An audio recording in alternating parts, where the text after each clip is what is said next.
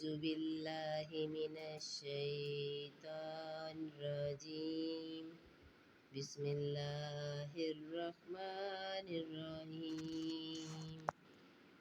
السلام علیکم۔ سورۃ النور پارہ نمبر 18 سے ہم اپنے ترجمے کے سلسلے کو شروع کرتے ہیں۔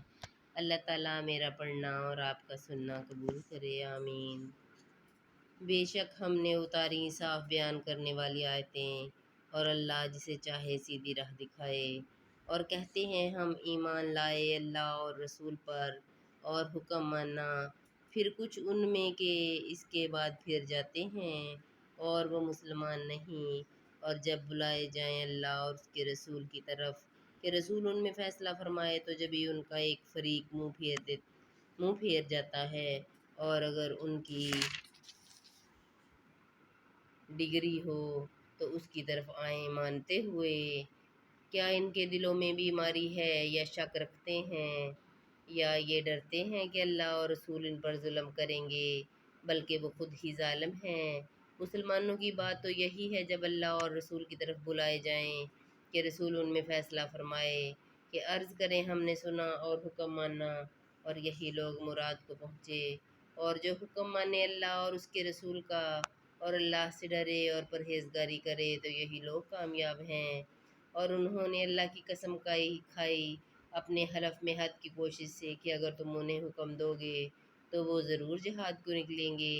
تم فرماؤ قسمیں نہ کھاؤ، موافق شرع حکم برداری چاہیے۔ اللہ جانتا ہے جو تم کرتے ہو۔ تم فرماؤ حکم مانو اللہ کا اور حکم مانو رسول کا، پھر اگر تم منہ پھیرو تو رسول کے ذمے وہی ہے جو اس پر لازم کیا گیا، اور تم پر وہ ہے جس کا بوجھ تم پر رکھا گیا، اور اگر رسول کی فرمان برداری کرو گے راہ پاؤ گے۔ رسول کے ذمے نہیں مگر صاف پہنچا دینا۔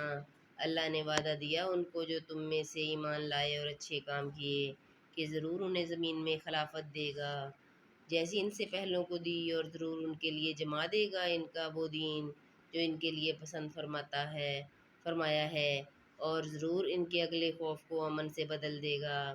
میری عبادت کریں، میرا شریک کسی کو نہ ٹھہرائیں، اور جو اس کے بعد ناشکری کرے تو وہی لوگ بے حکم ہیں۔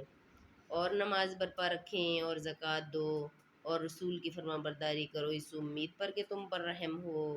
ہرگز کافروں کو خیال نہ کرنا کہ وہ کہیں ہمارے قابو سے نکل جائیں زمین میں، اور ان کا ٹھکانہ آگ ہے، اور ضرور کیا ہی برا انجام۔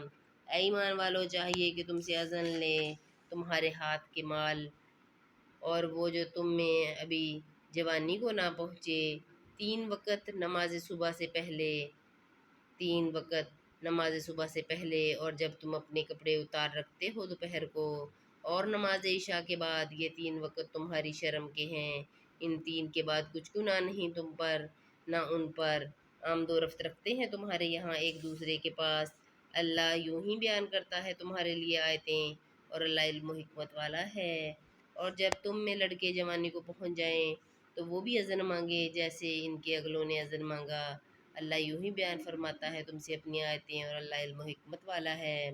اور بوڑھی خانہ نشین عورتیں جنہیں نکاح کی آرزو نہیں، ان پر کچھ گناہ نہیں کہ اپنے بالائی کپڑے اتار رکھیں جبکہ سنگھار نہ چمکائیں، اور اس سے بھی بچنا چاہیے ان کے لیے اور بہتر ہے۔ اور اللہ سنتا جانتا ہے۔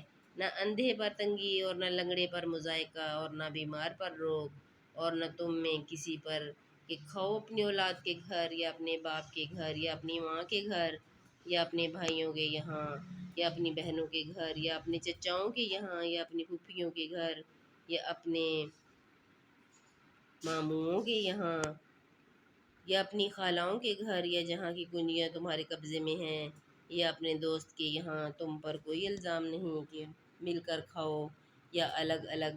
پھر جب کسی گھر میں جاؤ تو اپنوں کو سلام کرو، ملتے وقت کی اچھی دعا اللہ کے پاس سے مبارک پاکیزہ۔ اللہ یوں ہی بیان فرماتا ہے تم سے آیتیں کہ تمہیں سمجھ ہو۔ ایمان والے تو وہی ہیں جو اللہ اور اس کے رسول پر یقین لائیں، اور جب رسول کے پاس کسی ایسے کام میں حاضر ہوئے ہوں جس کے لیے جمع کیے گئے تو نہ جائیں جب تک ان سے اجازت نہ لے لیں۔ وہ جو تم سے اجازت مانگتے ہیں وہی ہیں جو اللہ اور اس کے رسول پر ایمان لاتے ہیں، پھر جب وہ تم سے اجازت مانگیں اپنے کسی کام کے لیے تو ان میں جسے تم چاہو اجازت دے دو، اور ان کے لیے اللہ سے معافی مانگو، بے شک اللہ بخشنے والا مہربان ہے۔ رسول کے پکارنے کو آپس میں ایسا نہ ٹھہراؤ جیسا تم میں ایک دوسرے کو پکارتا ہے، بے شک اللہ جانتا ہے جو تم میں چھپ کے نکل جاتے ہیں کسی چیز کی آڑ لے کر۔ تو ڈریں وہ جو رسول کے حکم کے خلاف کرتے ہیں کہ انہیں کوئی فتنہ پہنچے یا ان پر دردناک عذاب پڑے۔ سن لو، بے شک اللہ ہی کا ہے جو کچھ آسمانوں اور زمین میں ہے، بے شک وہ جانتا ہے جس حال پر تم ہو، اور اس دن کو جس میں اس کی طرف پھیرے جائیں گے تو وہ انہیں بتا دے گا جو کچھ انہوں نے کیا، اور اللہ سب کچھ جانتا ہے۔